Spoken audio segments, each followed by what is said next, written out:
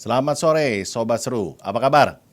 Selamat kembali ketemu dengan saya, Brendo Tengdom, di acara Branding, Brendo Talking. Program ini akan membahas mengenai bisnis, marketing, dan sales di sekitar kita dan yang terupdate saat ini. Kita tahu sekarang sudah di penghujung tahun, yang mana semua lagi memikirkan 2021 planningnya seperti apa sih. Ada yang sudah clear, ada juga yang masih bingung. Nah, hari ini di branding ya, kita kehadiran satu sosok ya yang sangat kita tahu di sini sebagai motivator juga, udah kemudian juga sebagai entrepreneur, bahkan juga sebagai edukator, yaitu Miss Mary Riana ya kan. Oke, Sobat Seru, untuk lebih detailnya kita langsung aja untuk bisa ketemu dengan Miss Mary Riana, ya kan? Hari ini topiknya kita bahas adalah entrepreneurship beyond COVID-19. Selamat sore, Miss Mary. Apa kabar? Hai, sore, baik. Apa Ya, kabar Pak Brando? ya baik, Miss Mary. Ya. Yes. Bagaimana nih di pandemi saat ini aktivitas sudah kembali normal di akhir-akhir ini atau masih work from home? New normal ya, Ya. beradaptasi dengan new normal ya. Ya, tapi puji Tuhan masih bisa tetap beraktivitas, masih tetap sibuk gitu. Jadi at least kesibukan itu sesuatu yang kita syukuri sih, khususnya di saat-saat seperti ini ya. Jadi baik itu work from home maupun work from office. Sekarang sih sudah lumayan ada work from office juga khususnya buat saya, tapi mungkin kalau dari segi persentase sih masih lebih banyak yang di home. Karena kalau Oke. sekarang kan lewat online, bahkan sekarang interview aja pun juga bisa lewat online, ya kan, seminar juga bisa lewat online. Jadi sekarang doesn't matter sih di mana space-nya, di mana tempatnya, yang penting ada presence-nya. Mm-mm. Oke, Ya. Miss. Di Mm-mm. sini Sobat Seru nih pasti happy banget ya Mm-mm. kedatangan narasumber untuk di branding nih, Mary Riana ya kan. Ya. Kita tahu bahwa seorang Mary Riana ya kan punya selalu dibilang terkenal dengan resolusinya ya kan setiap 10 tahun sekali ya kan. Kita kenal dulu sebagai revenue atau pendapatan pernah mencapai 1 juta ya, Miss Mary ya, 1 juta Ya. ya kan, 1 juta 1 juta. dolar ya kan. Mm-mm. Udah kemudian ada resolusi berikutnya ya kan di usia 30 ya kan yang mana katanya ingin berbuat lebih banyak ya kan jutaan ya kan kepada masyarakat yang ada di Indonesia ya kan. Nah, kalau Ya. dengar bocorannya nih di tahun 2020 ini merupakan tahun yang spesial buat seorang Mary Riana ya kan. Karena bertepatan juga di sini di usia nih mohon maaf nih ya Miss Mary ya, 40 tahun katanya. Berarti udah setiap kuota dari 10 tahun lagi ya. Nah, mungkin di sini nih perlu kita tahu nih, kira-kira nih 2021 sampai 10 tahun ke depan nih, Hmm. apa sih nih resolusinya? Silakan, Miss Mary. Mungkin Sobat Seru pengen denger nih langsung nih. Iya, boleh. Thank you, terima kasih sudah mengumumkan usia saya kepada seluruh netizen yang ada di Indonesia. Oke, but it's fine. For me, sebenarnya usia itu sebuah berkah ya, sebuah anugerah. Dan memang seperti yang tadi Pak Brando bilang, sebenarnya kebiasaan atau habit untuk membuat resolusi itu dimulai dari sejak usia saya 20 tahun. Jadi pada saat Oke. itu masih kuliah, belum punya apa-apa, belum jadi siapa-siapa, masih hidup dengan keterbatasan sendiri di Singapura, merantau gitu ya pada saat itu. Tapi karena saya berani bermimpi besar, akhirnya mimpi itulah yang mengubah keadaan saya. Dari akhirnya mahasiswi pas-pasan, sampai akhirnya bisa dapat 1 juta dolar di usia 26 tahun. Makanya sampai sekarang pun orang ingatnya, oh Mary Riana, si wanita 1 juta dolar. Ya, ingatnya pasti seperti itu. Nah, tapi ketika mimpi itu sudah berhasil, akhirnya itu menjadi sebuah apa ya, sebuah ritual ya.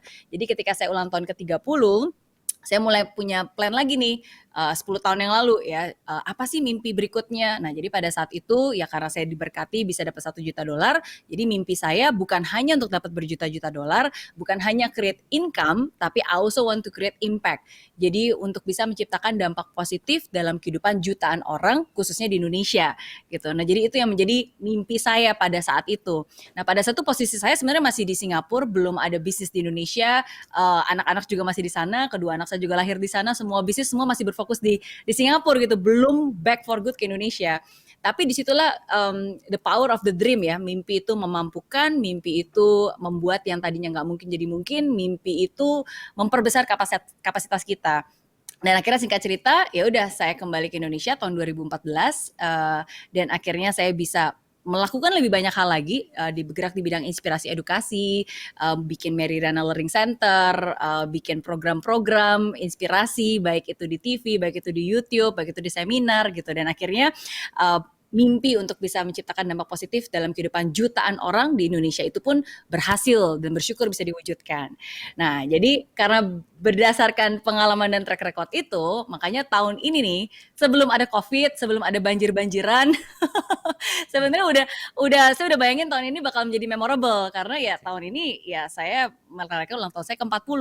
Sedangkan kan banyak orang bilang life begins at 40 ya, Pak Brando, benar nggak?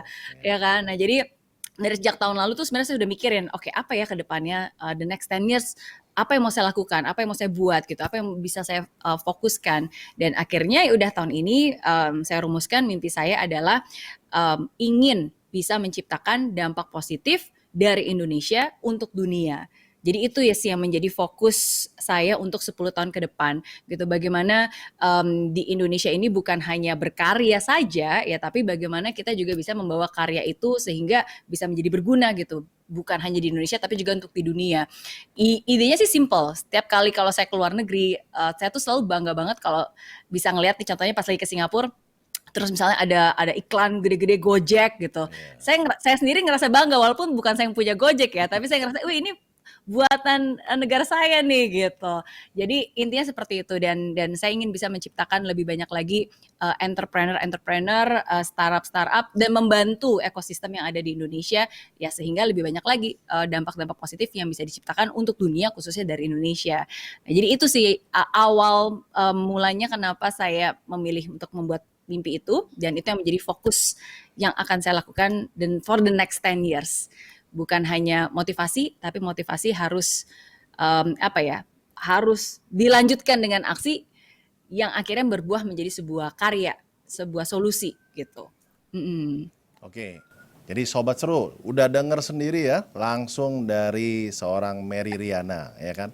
Debut resolusi, ya kan, di 2020 ini, ya kan, untuk the next 10 years, ya kan? Berimpact, ya kan, suatu yang positif kepada umat atau masyarakat yang luas, ya kan, dari Indonesia untuk keluar Indonesia atau di dunia. Wah, ini mantap sekali nih ya. Nah, mungkin tadi Sobat Seru tahu ya, awalnya itu disampaikan oleh Miss Mary itu mulainya dari mimpi, ya kan. Bahkan kalau saya ada baca-baca juga ya, cerita-cerita tentang Mary Riana ya, itu semua katanya nggak kepikiran tuh seperti hari ini tuh bisa menjadi motivator, trainer, pebisnis ya kan, di mana-mana. Itu semua tuh nggak ada planning di awalnya ya kan.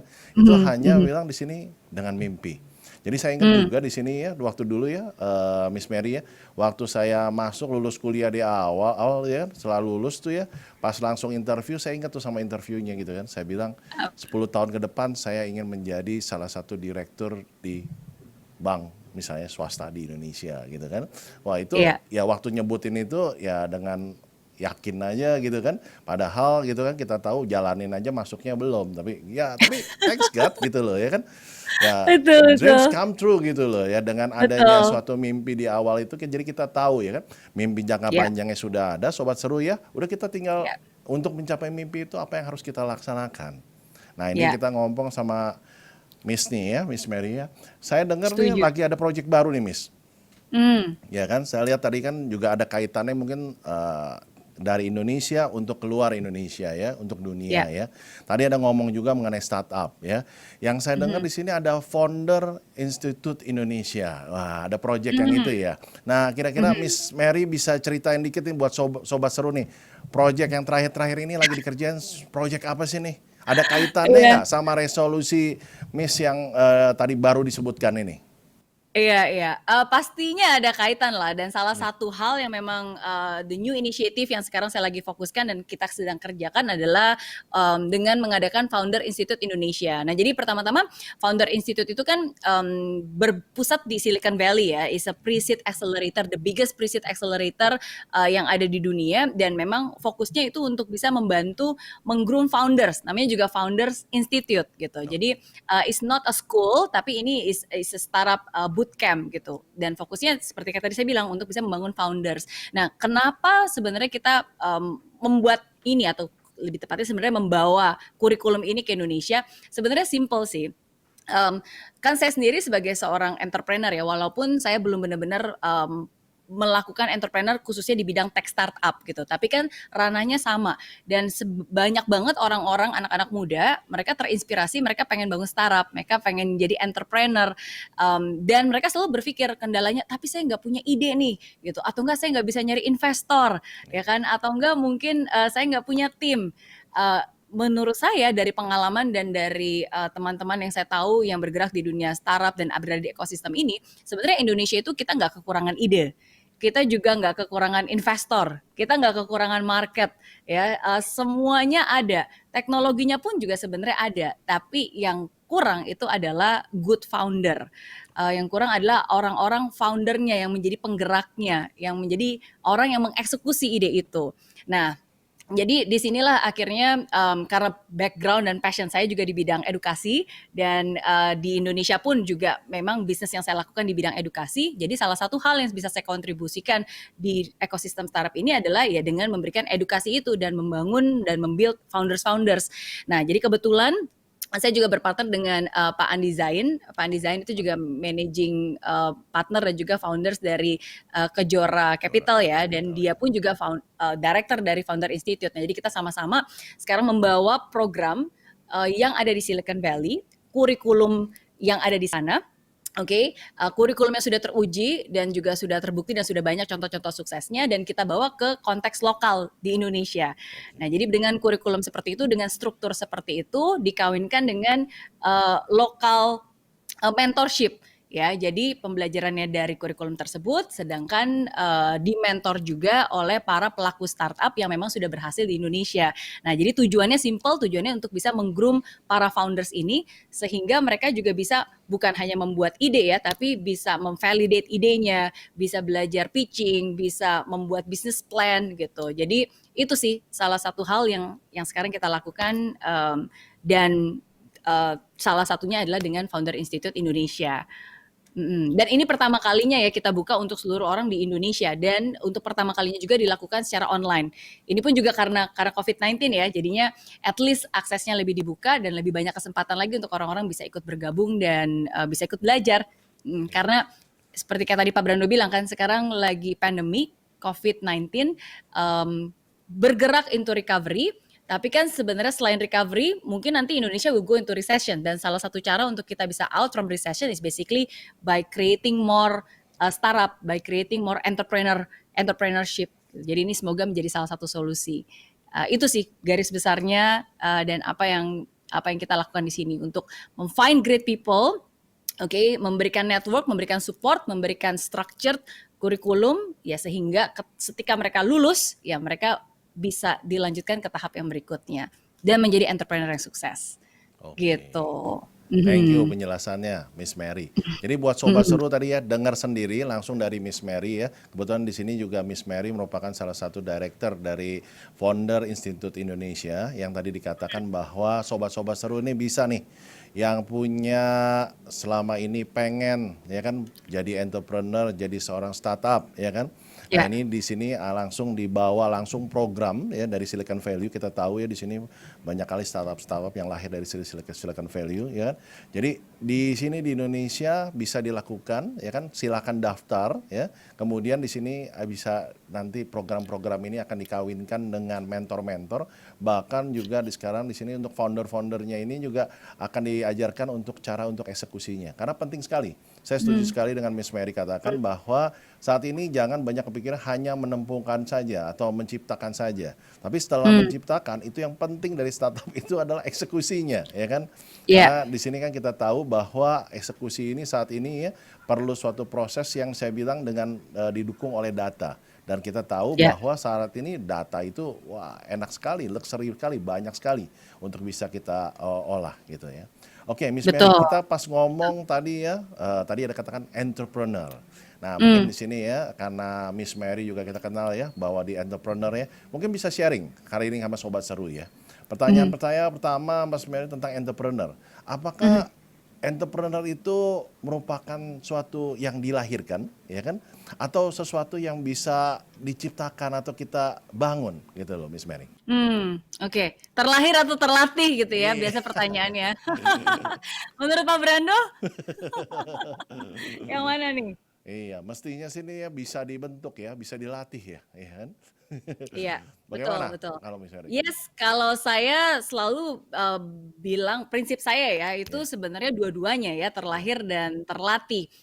Dalam arti sama seperti sebuah berlian, ketika pertama kali berlian itu diciptakan oleh Tuhan, ya memang batu berlian gitu yang berharga, yang bernilai, yang kuat, yang tangguh gitu. Nah, tapi kan dalam prosesnya untuk bisa menjadi berlian yang berkilau seperti itu, nggak langsung tiba-tiba menjadi berkilau seperti itu, ya kan, harus ditemukan dulu, harus diasah, harus dibersihkan, ya kan, diproses, dipoles sampai akhirnya bersinar gitu. Dan menurut saya sebenarnya setiap dari kita pun sama seperti berlian itu. Sebenarnya pasti kita mungkin ada bakat-bakat potensi ya, bakat-bakat untuk bisa menjadi seorang entrepreneur yang baik. Jadi sebenarnya itu ada gitu. Nah, tapi itu saja nggak cukup.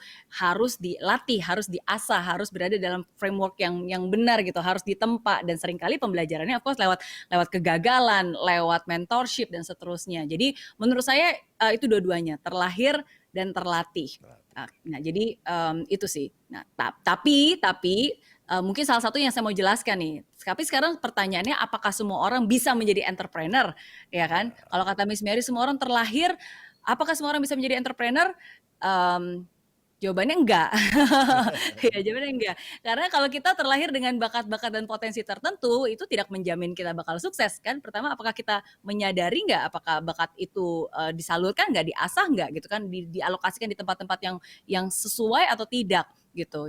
Dan menurut saya um, apa ya? Dan walaupun saya bilang tidak semua orang bisa menjadi seorang entrepreneur, bukan berarti itu salah juga, bukan berarti kalau mau sukses hanya harus jadi entrepreneur.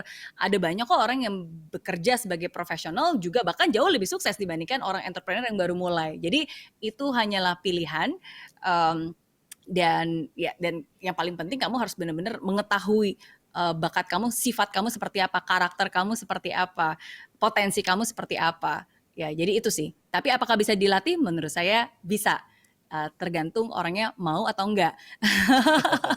Iya nggak sih? iya betul. Heeh. Jadi Sobat Mhm. Seru, tadi yang dikatakan sama Miss Mary ya, bahwa entrepreneur itu ya kan tidak merupakan satu-satunya dibilang suatu yang kita ngomong selalu kesuksesan itu harus dari entrepreneur.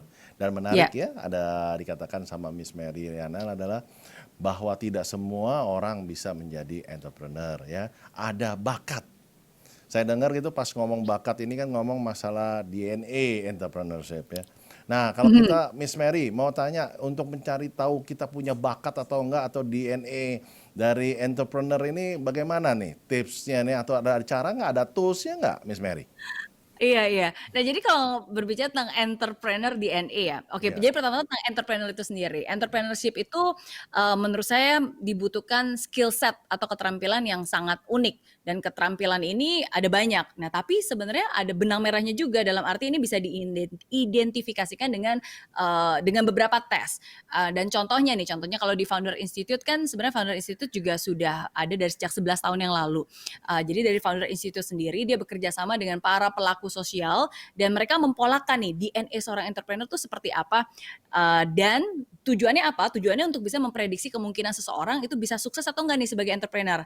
Caranya lewat apa? Jadi dia mengumpulkan 50.000 lebih entrepreneurs dari wow, 6 benua, basically dari networknya yang ada di Founder Institute, karena Founder Institute juga udah ada di 200 kota di seluruh dunia. ya, Jadi semua orang-orang entrepreneurnya itu dites sama dia dan dilihat polanya.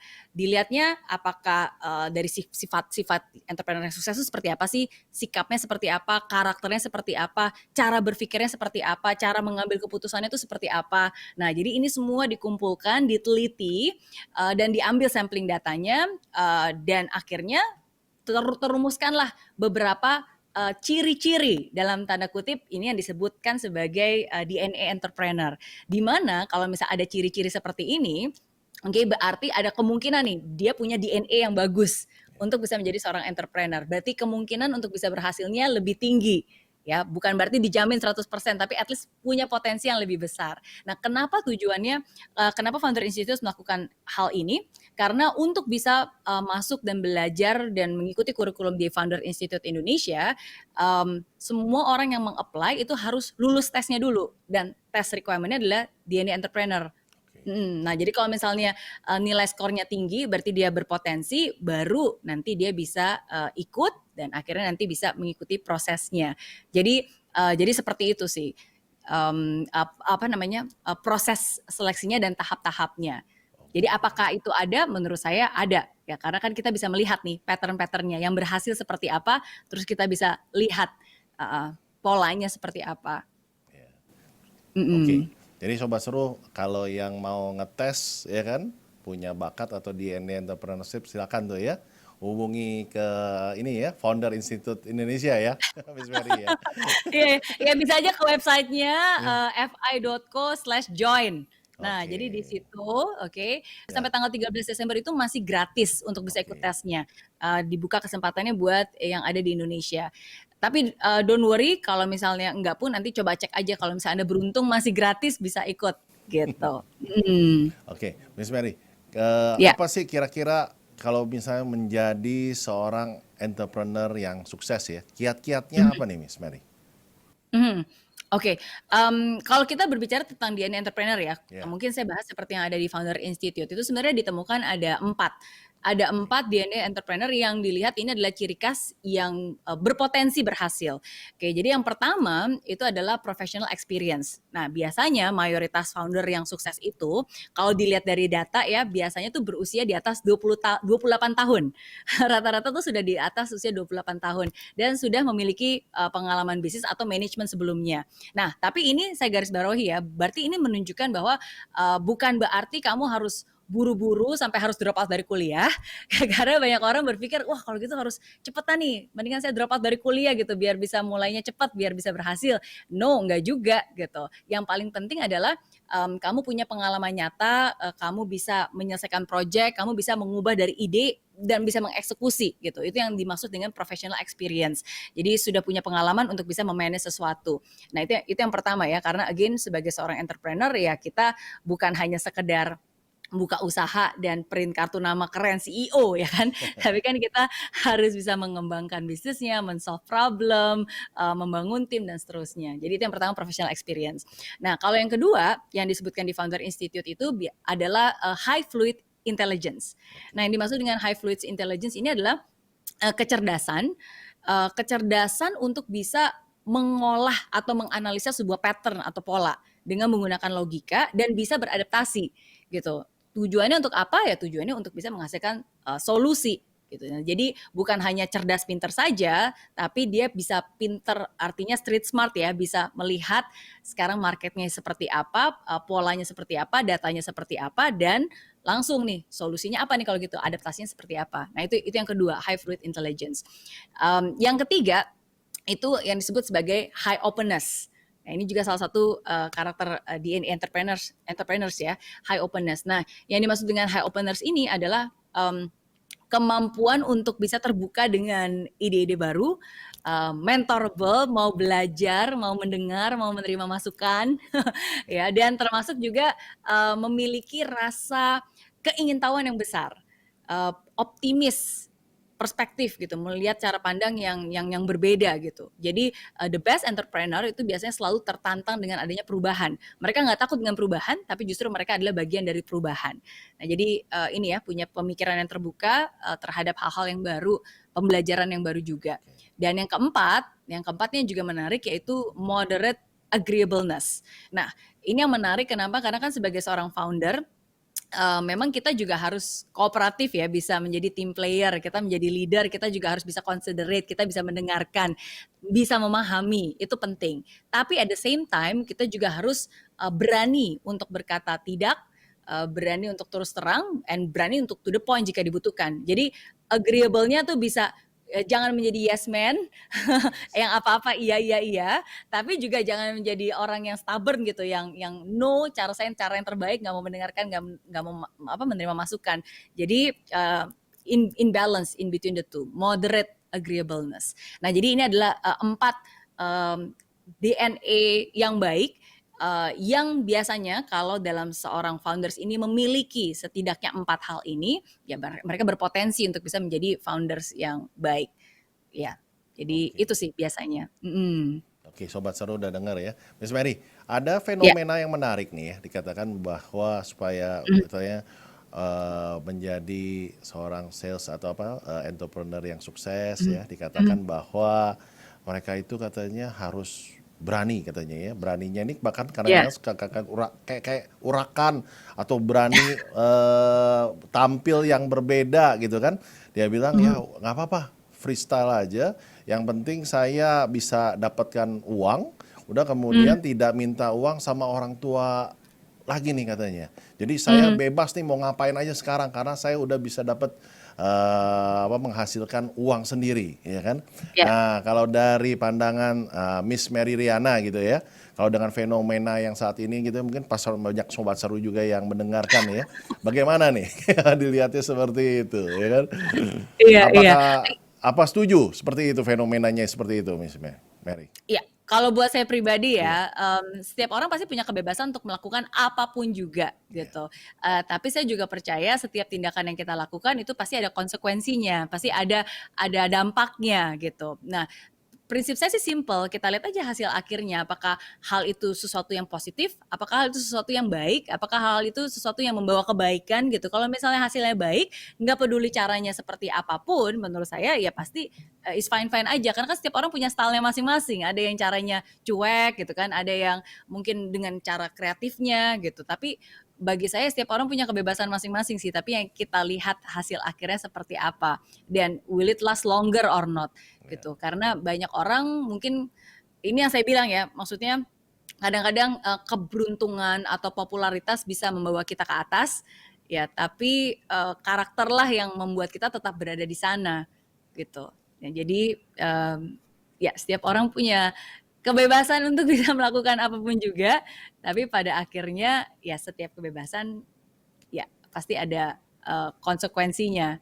Iya. Mm-mm. Tanggung jawab. Nah, ini Ada menarik tanggung ya, jawab, konsekuensinya betul, ya kan.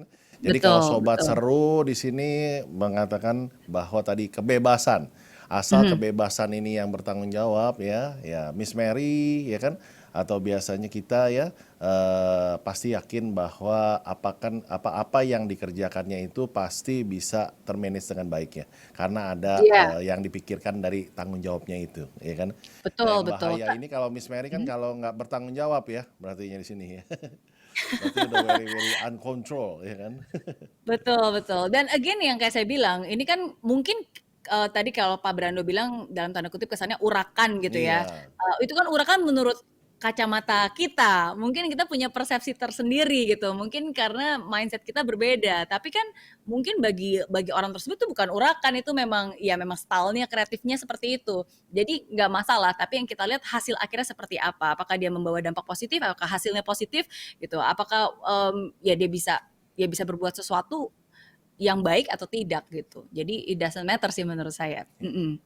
sama sering juga Miss Mary kita dengarkan kan bahwa Mm-mm. dibilang ternyata nih yang sukses-sukses nih kebanyakan dulu yang sekolahnya itu bandel-bandel katanya. Ada juga yang nggak ranking atau bahkan tidak naik kelas katanya itu malahan yang suksesnya besar tuh. Malahan yang katanya yang rajin gitu ya, yang ranking ya. Sekarang kalau dilihat nih kayaknya jadi biasa-biasa aja, profesional biasa atau dagang gitu ya. Iya, iya, iya. Ya, saya percaya Betul, gitu ya Sobat betul. Seru ya. Terus terang ya, kalau kita pelajari lagi ya, udah Hmm. banyak juga yang mengamati ya, bahwa ternyata ya yang sukses-sukses itu kalau dibilang meskipun kalau dibilang tidak selesai dari bangku kuliah atau Ya, pendidikan ya, itu karena mereka itu rajin mencoba. Ya kan? iya, Di sini betul, kita lihat tuh betul. ya, karena mereka mungkin tidak ada opsional ya untuk seperti itu, jadi Iya, mereka harus berani coba. betul, Gagal coba karena banyak coba ini opportunity untuk peluang suksesnya besar, Sobat Seru. Nah, ini betul, yang saya betul. bilang di sini ya. Jadi jangan sampai salah salah mengartikannya nih, ya kan seperti Iya, itu, ya kan? setuju. Itu saya sangat setuju sekali sih. That's a very good point ya. Ya, Kadang seringkali um, ketika kita berada dalam keadaan yang mungkin lebih tidak enak, contohnya misalnya kayak drop out dari school atau mungkin kesannya kayak, aduh pelajaran saya kok nggak bagus gitu kan. ya, Jadi dia berpikir bahwa gimana nih caranya, how can I survive? Gimana caranya saya bisa mengubah hidup saya dan akhirnya dia jadi berjuang. Dia akhirnya berani melakukan hal-hal yang mungkin awalnya dia nggak pernah lakukan gitu. Dan justru tapi dengan dia keluar dari zona nyaman dia, dengan dia berjuang, dengan dia mencari jalannya sendiri, mencari jati dirinya sendiri, mencari kesempatannya sendiri, ya disitulah dia akan bertumbuh lebih banyak ya dibandingkan orang-orang yang mungkin sudah terlalu nyaman dengan keadaannya dan iya, fine fine aja, jadi fighting spiritnya malah hilang gitu. Jadi sayang. Paling iya. bagus ada dua-duanya ya. Paling bagus kita Di combine ya Miss Mary ya, semuanya ada ya di betul, situ ya. betul. Iya, jadi tetap punya fighting spirit dan tetap punya apa ya? Rasa curiosity gitu untuk selalu belajar dan mencoba sesuatu yang baru. Mm-mm. Oke.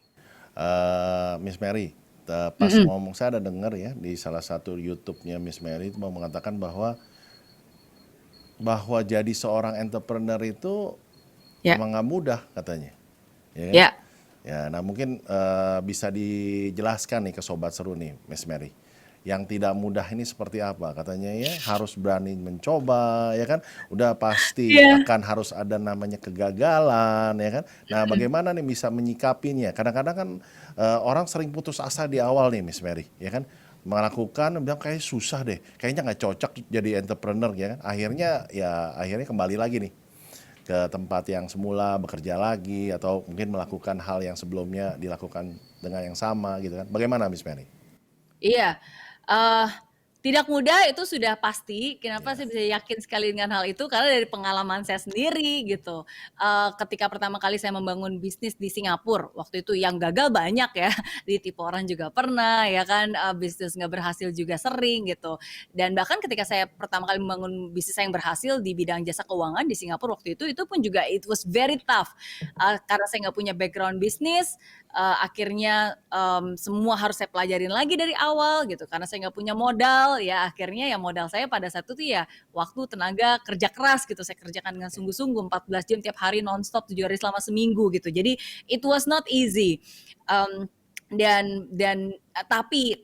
tapi yang saya bisa bilang kepada kalian semua kalian akan jauh lebih banyak gagalnya ya akan lebih banyak gagalnya bukan berarti nyumpahin bakalan gagal ya tapi memang that's the fact, that's the reality. Tapi seringkali ya satu kesuksesan aja cukup untuk bisa membayar semua kegagalan-kegagalan kamu gitu. Dan akhirnya ya udah saya bersyukur bahwa ternyata walaupun saya perempuan, walaupun saya nggak punya modal, walaupun saya nggak punya background bisnis, tapi saya bisa berhasil pada saat itu. Oke, nah dan kembali ke Indonesia, ketika saya membangun bisnis saya di bidang inspirasi dan edukasi, itu pun juga there's a lot of challenges ya. Ketika saya pertama kali membangun Mary Riana Learning Center, itu kayak tempat ngeles untuk pendidikan karakter khususnya untuk anak-anak usia 8 sampai 19 tahun. Ya jadi kayak tempat ngeles tapi kita bukan ngajarin apa les pelajaran ya tapi kita ngajarin pendidikan karakter, kita ngajarin public speaking dan seterusnya. oke. Itu juga sulit ya awalnya. Kenapa? Karena kan di Indonesia belum ada tempat seperti itu. Jadi untuk bisa mengedukasi dan menjelaskan dan membuka cabang, membuat kurikulum itu it takes a long process. Banyak banget refinement, banyak banget test and errornya gitu, trial and errornya. Ya tapi again at the end of the day, asalkan kita tidak pernah menyerah, asalkan kita tetap terus mau membuka pikiran kita, mendengarkan customer butuhnya seperti apa, problemnya seperti apa, kita cari solusinya dan kita terus apa ya, keep doing and keep learning, ya pada akhirnya itu pasti akan berhasil. Ketika saya membangun Meridiana Venture, kita membangun beberapa perusahaan-perusahaan bisnis seperti kayak Kopi M. KPM ya. Kita juga ada M Kitchen gitu kan. Ketika pertama kali kita membuat M Kitchen itu sebenarnya baru mau soft launch bulan Februari ini, healthy catering.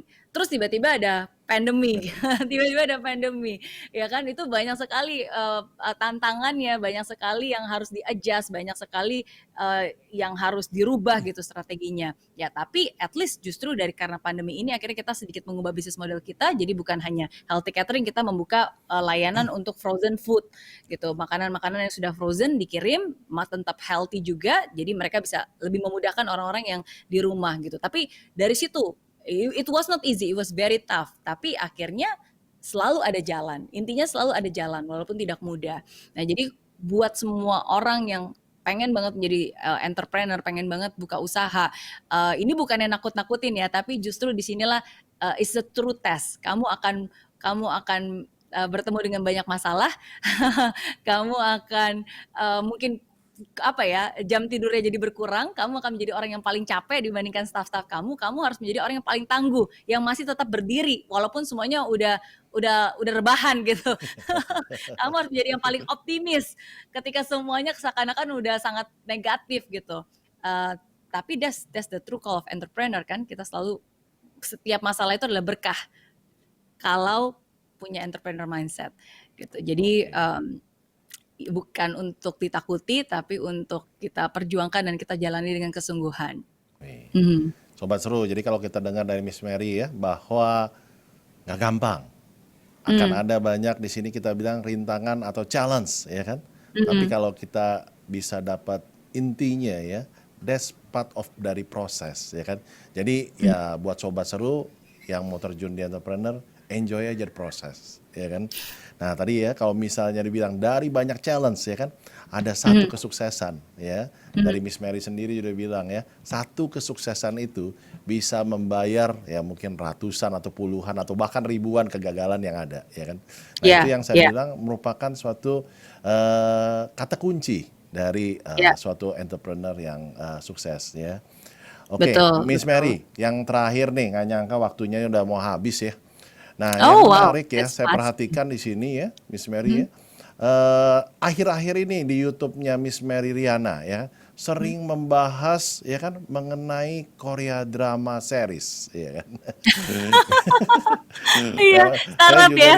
iya menasaran nih, kenapa nih kok lagi semua hype Korea drama. Kita di Transvision juga lagi hype juga nih dengan Korea drama. Transmedia juga kita nanti tanggal 15 ulang tahun nih ada Superstar Suju ya gitu ya, Suju ya kan Oke, untuk ya oke. kan Korea drama ya. Jadi Miss Iya. Mary, kenapa sih series drama Korea? Ada apa nih? Khususnya yang berjudul Startup. Ya kan mungkin Miss Startup. Mary bisa sharing nih ke Sobat Seru nih sedikit ya. Apa pandangan Iya, seorang Mary Riana sampai iya. suka banget dengan series Korea drama Startup? Pak Brandon nonton startup juga nggak nih? Nah, mau nonton nih Miss Mary, ya kan? Oh, baru. Oke, kalau nggak tadi mau nanya nih, tim mana nih, tim Dosan atau tim Jipyong ya, tim Good Boy. Oke, nah, jadi ini memang menarik sih dan memang sejalan banget. Ini pas banget karena kan yang tadi saya bilang ketika saya ulang tahun ke-40 bulan Mei, akhirnya saya merumuskan, oke, saya pengen bisa menciptakan dampak positif dari Indonesia untuk dunia. Dan salah satu perwujudannya adalah ya dengan memfokuskan dan meng-create lebih banyak lagi entrepreneur, ya kan lebih banyak lagi startup dan mensupport ekosistem itu yang ada di Indonesia gitu. Nah, bahkan sampai saya bikin channel YouTube baru ya namanya Mary Riana Venture. Ya, channel YouTube itu saya dedikasikan ya khusus untuk bisa membahas topik-topik seputar entrepreneurship, topik-topik seputar startup gitu. Nah, jadi kebetulan pas lagi saya baru saja membuat channel YouTube tersebut dan memang memfokuskan ke dunia entrepreneurship dan dunia startup, dan ternyata di Netflix ada drama Korea startup gitu. And this is my first time, ini baru pertama kali saya ngikutin drama Korea. Sebelum ini nggak pernah ngikut-ngikutin drama-drama Korea gitu yang serial yang di Netflix tuh nggak pernah. Tapi karena judulnya startup, terus udah gitu saya baca sinopsisnya gitu, saya nonton episode pertama dan saya ngerasa ini relate banget gitu. Saya juga selalu percaya bahwa bagaimana kita bisa mentransfer knowledge itu adalah dengan sesuatu yang ada di keseharian kita. Nah, jadi dengan adanya drama Korea startup ini pasti meng-create banyak banget orang-orang yang mungkin awalnya nggak kenal dunia startup, jadi gara-gara nonton itu jadi tahu, jadi tertarik gitu. Itu kan sesuatu yang bagus. Jadi orang-orang yang sebenarnya dia punya bakat, punya potensi yang awalnya nggak pernah kepikiran, sekarang jadi mulai berpikir, jadi mulai terekspos gitu bahwa ternyata di dunia startup ada yang namanya accelerator, ada yang namanya incubator gitu kan. Oh, ternyata kalau kamu jago programming bukan berarti kamu bisa menjadi a good CEO gitu. Kamu harus punya skill-skill tertentu. Oh, ternyata kalau bisa menjadi CEO itu harus bisa mengetahui market yang lagi dibicarakan seperti apa sih, yang dibutuhkan apa gitu. Nah, jadi dengan adanya drama Korea Startup ini mempermudah orang-orang pada umumnya untuk bisa lebih mengenal tentang dunia startup. Nah, dan akhirnya ya saya menggunakan kesempatan itu untuk bisa membahas dan melihat dari sisi positifnya. Jadi dari setiap episode, akhirnya saya mulai dari setiap episode ya. Setiap episode yang ada di drama Korea Startup, kita bahas, ya saya mengundang juga tokoh-tokoh public figure untuk bisa memberikan pandangannya. Ini kan drama Korea, realitanya seperti apa sih menurut pandangan kamu gitu. Nah, jadi ada ngobrol-ngobrol sama Iman Usman, ya kan, founder dari Ruang Guru. Ada juga episode di mana saya bahas bersama Pak Natali Ardianto, ya kan, founder dari tiket.com. Ada juga bahas sama Sandra Dewi, sama Prilly, sama Pak Andi Zain dari Venture Capital. Nah, jadi sehingga drama yang kita tonton ini bukan hanya menjadi entertainment, tapi ada education-nya juga. Dan ya semoga ini bisa bisa berguna ya, dan again bisa membuat startup di Indonesia bisa lebih hidup, lebih maju, lebih berkembang, dan ekosistemnya juga menjadi lebih baik. Jadi itu sih salah satu hal menurut saya sangat sejalan, dan ya why not. Ya, Mm-mm. jadi kalau disampaikan tadi ya berarti kan di sini berkaitan dengan emang visinya juga dari founder Institut Indonesia ya untuk Mhm. akan mencoba mencari di sini ya para founder-founder ya yang ada di Indonesia, dan bertepatan juga di sini ya ada salah satu kalau dibilang ya kayak semacam storytelling nih ya yang bisa kita akan share kepada masyarakat Indonesia ya dengan membawa Korea drama series dari startup ya.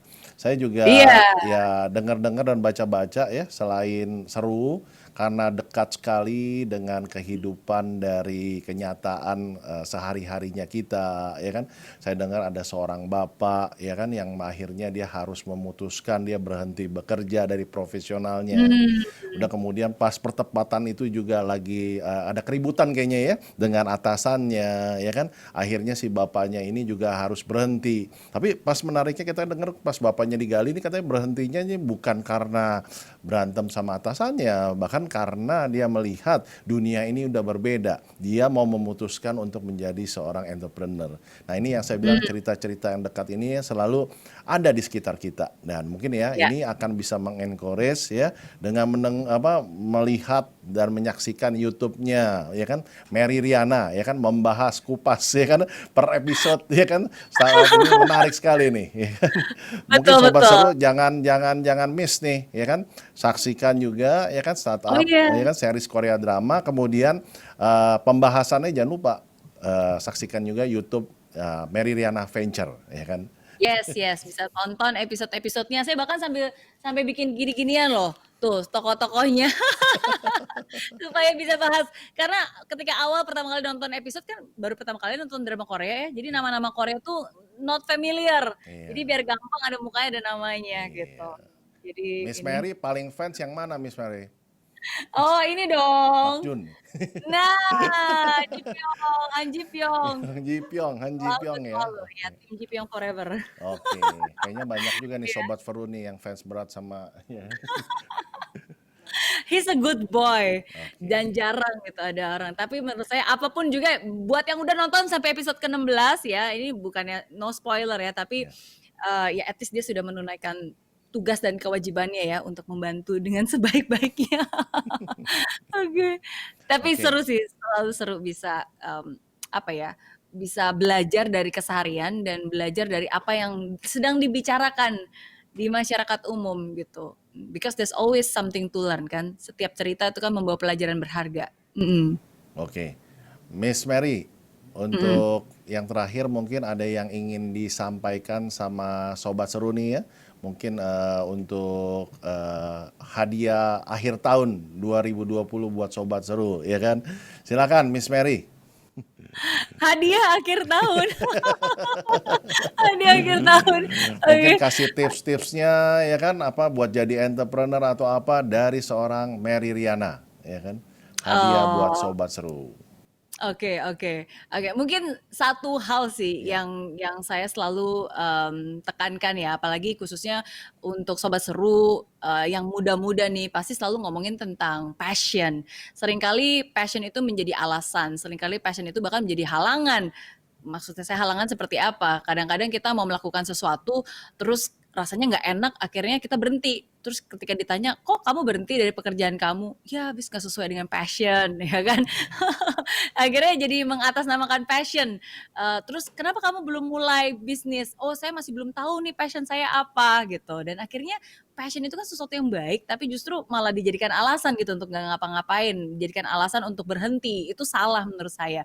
Karena bagi saya passion itu is not about doing what you love, but passion is also about loving what you do. Jadi bukan hanya kita mengerjakan apa yang kita suka, tapi kita juga harus menyukai apa yang kita kerjakan, termasuk menyukai kesulitannya, prosesnya, tantangannya, kegagalannya gitu. Nah, dan kenapa saya menyebutkan tentang hal ini dan ini sangat dekat sekali dengan dunia entrepreneurship ya karena menurut saya it's not going to be easy gitu. Having apa ya pilihan untuk bisa berjalan di dunia entrepreneurship is not going to be easy. Sometimes it's even going to be lonely. Kadang-kadang kamu tuh akan berjalan sendirian gitu. Karena orang lain juga mungkin udah nggak percaya lagi sama kamu. Mungkin berpikir kamu nih mimpinya ketinggian gitu kan. Kamu gila gitu kan. Terlalu optimis. Sometimes it can be a lonely journey. Tapi percaya bahwa kalau itu kamu jalani dengan kesungguhan, selalu ada jalan, selalu ada cara, selalu ada orang-orang yang mau membantu kamu, selalu ada orang-orang yang mau menjadi mentor kamu gitu, selalu ada harapan gitu. Jadi jangan jangan pernah putus asa, jangan pernah putus harapan. Again seperti saya bilang, ya kamu hanya butuh satu kesuksesan untuk bisa membayar semua kesulitan itu. Dan ya satu kesuksesan itu ya semoga bisa menjadi semangat untuk kamu melakukan yang terbaik. Karena pada akhirnya hasilnya bukan hanya untuk kamu kan, tapi juga menjadi sesuatu yang bermakna bagi orang sekitar kamu. Ya, jadi semangat. Ya, bentar lagi akhir tahun punya mimpi baru, punya resolusi baru, punya mindset baru untuk sesuatu yang Oke. baru di tahun Ya. baru. Mm. Terima kasih Miss Mary Riana untuk hari ini kita Wah, ngobrol-ngobrol di acara branding nih ya. Jadi Sobat Seru, mm-mm. hari ini kita ketemu dengan ya banyak sekali ya kan masukan, inputan ya, insight-insight ya kita tahu ya dari seorang Mary Riana ya. Kita tahu Ya, bahwa di sini ya kan untuk sesuatu hal apapun yang kita mau lakukan ya kan mulailah dengan mimpi ya kan. Udah ada kata-kata mimpi itu tidak cukup, harus ada namanya eksekusi ya kan. mm, Passion mm. jangan lupa. Nah, itu ada beberapa kata-kata yang Sobat Seru harus ingat selalu ya kan. Kemudian di sini dari Miss Mary juga sampaikan ya untuk para yang pengen ya kan Sobat Seru menjadi seorang Mm. entrepreneur. Tidak semua harus menjadi entrepreneur ya kan. Karena Ya, di sini kita tahu ya bahwa entrepreneur sendiri juga tidak mudah ya kan. mm. Tapi di sini harus layak kita tempuh karena ini merupakan suatu proses ya kan.